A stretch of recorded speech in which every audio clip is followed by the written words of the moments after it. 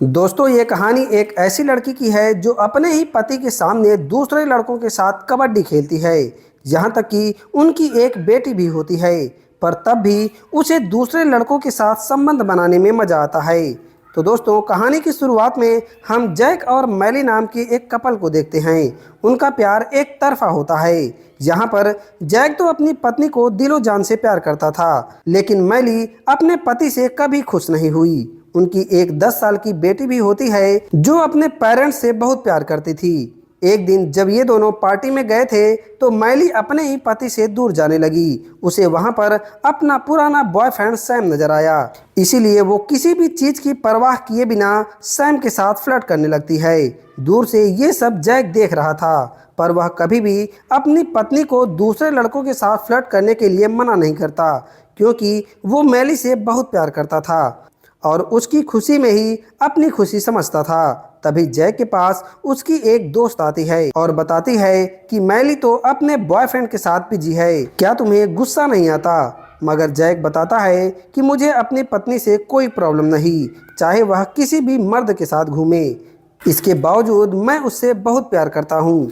थोड़ी देर के बाद जब उसकी मुलाकात सैम से हुई तो सैम बताता है कि मुझे तुम्हारी वाइफ बहुत अच्छी लगती है, साथ ही वो भी मेरे साथ काफ़ी कंफर्टेबल फील करती है। क्या तुम्हें इन सब से कोई प्रॉब्लम तो नहीं है? तब जैक कहता है कि मैं अपनी वाइफ से बहुत प्यार करता हूँ। अगर कोई भी हमारे प्यार के बीच में आता है तो मैं उसे मार कर फेंक देता हूँ। इसके बाद वो मार्टिन नाम के एक आदमी के बारे में बताता है। मार्टिन भी मैली से बहुत प्यार करता था और हर रात मैली के साथ कबड्डी खेलता था, और ये चीज़ मुझे बिल्कुल अच्छी नहीं लगी, इसीलिए मैंने मार्टिन को मार दिया।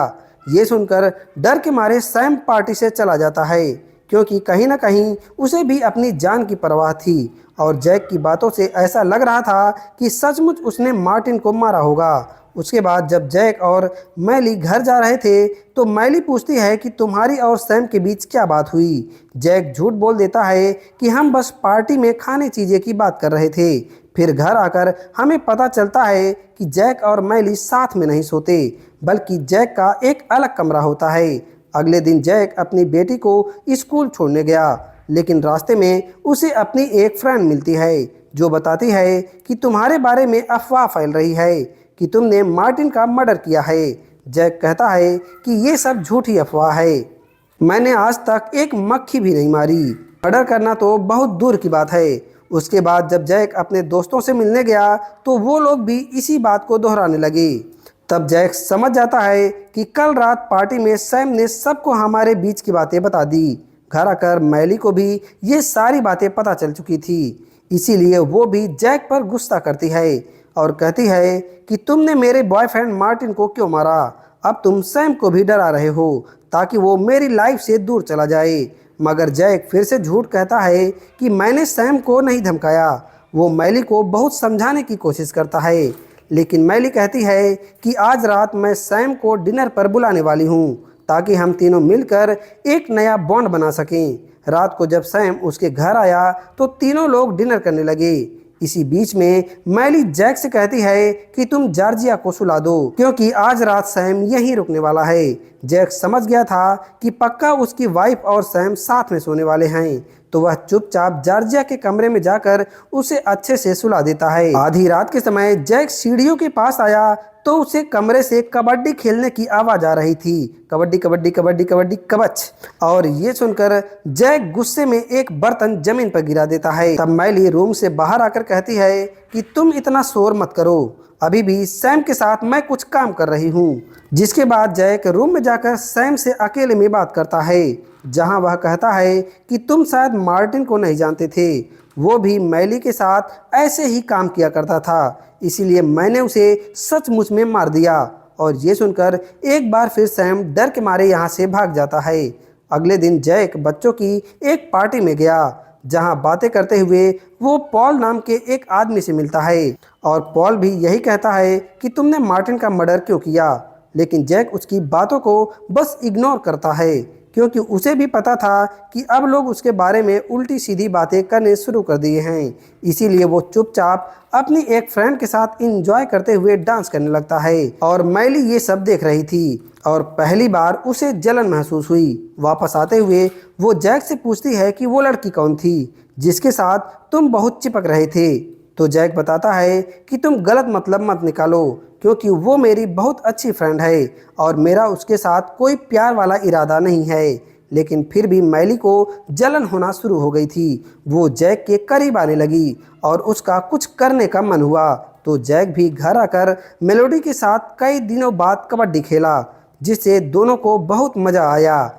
लेकिन अगले दिन जैक को एक कॉल से पता चलता है कि उसकी वाइफ का एक नया अफेयर चल रहा है और उसका बॉयफ्रेंड पियानो बजाता है। वहाँ पर मैली भी उस पियानो बजाने वाले लड़के का नाम चार्ली बताती है, जिसके साथ वो मज़े कर रही थी। घर आकर जब जैक इस बारे में पूछता है कि चार्ली कौन है, तो मैली बिना डरे सारा सच बता देती है और कहती है कि वो मेरा नया बॉयफ्रेंड है, जिसके साथ अब मैं मज़े करने वाली हूँ और कल रात ही हम लोगों ने कार में कबड्डी खेली थी। अब ये सब सुनकर जैक को बहुत बुरा लगता है, क्योंकि वह मैली से बहुत प्यार करता था, लेकिन मैली उसका फ़ायदा उठाकर दूसरे लड़कों के साथ मज़े करती थी। कुछ दिनों के बाद जैक और मैली अपने एक दोस्त के घर पार्टी करने जाते हैं, जहां बहुत सारे लोग आए हुए थे। चार्ली भी बार बार मैली के साथ चिपक रहा था और उससे बातें करने की कोशिश कर रहा था। पीछे से ये सब जैक नोटिस कर लेता है।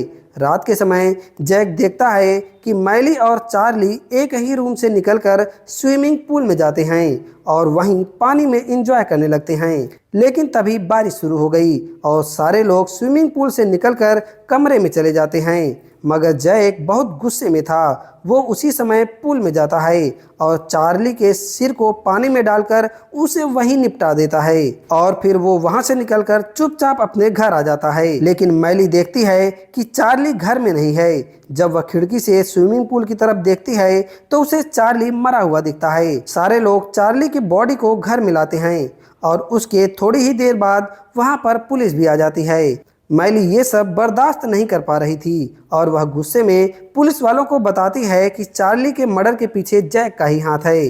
पुलिस वाले जैक से पूछताछ करते हैं तो उन्हें कोई सबूत नहीं मिलता और आखिर में सबको लगता है कि चार्ली खुद ही पानी में डूबकर मर गया। मगर मैली को पता था कि मर्डर इसका सिर्फ और सिर्फ जैक ही किया है। इसीलिए वह पॉल की मदद से एक जासूस जैक के पीछे लगा देती है ताकि उसे जैक के खिलाफ कुछ सबूत मिल पाए। मगर इसका भी कोई फ़ायदा नहीं होता। उल्टा जैक को ही पता लग जाता है कि कोई आदमी उसका हर दिन पीछा कर रहा है।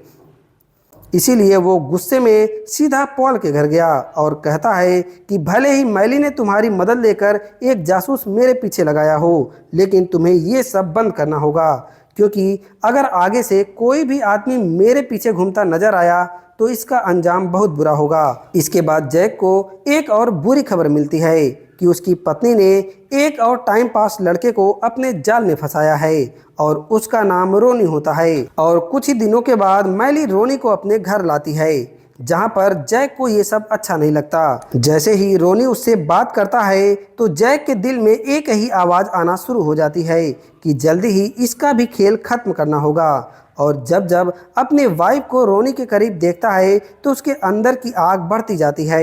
इसीलिए एक दिन वह रोनी को लेकर एक जंगल में जाता है और मौका मिलते ही वह पत्थर से रोनी के ऊपर हमला कर देता है और उसी पत्थर की मदद से रोनी को पानी के अंदर डुबा देता है और उसके बाद वह चुपचाप अपने घर आ जाता है। मैली बताती है कि हम लोग पिकनिक मनाने के लिए जा रहे हैं और थोड़ी ही देर बाद वे उसी जंगल में पिकनिक मनाने जाते हैं जहां पर जैक ने रोनी को मारा था। जॉर्जिया डॉगी के साथ खेलते हुए नदी की तरफ जाने लगी तो वहीं पर जैक और मैली बातें कर रहे थे।